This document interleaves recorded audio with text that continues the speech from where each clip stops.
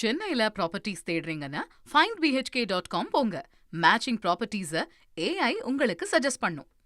தமிழ்நாட்டில் மொத்தம் 35,700 கோடி மதிப்பிலான ரயில்வே திட்டங்கள் செயல்படுத்தப்பட்டு வருவதாக மத்திய ரயில்வே அமைச்சர் அஸ்வினி வைஷ்ணவ் தெரிவித்தார்.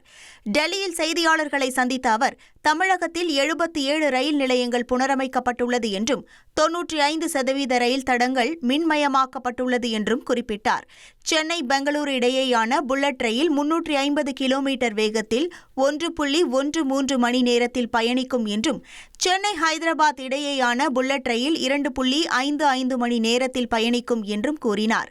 அத்திப்பட்டு, மன்னார்குடி, பட்டுக்கோட்டை, தஞ்சை மன்னார்குடி இடையேயான ரயில் தடங்களுக்கு மாநில அரசு நிலம் கையகப்படுத்தி தரவில்லை என அஸ்வினி வைஷ்ணவ் குற்றம் சாட்டினார். சென்னையில ப்ராப்பர்ட்டிஸ் தேடுறீங்கன்னா findbhk.com போங்க. மேட்சிங் ப்ராப்பர்ட்டிஸ AI உங்களுக்கு சஜஸ்ட் பண்ணும்.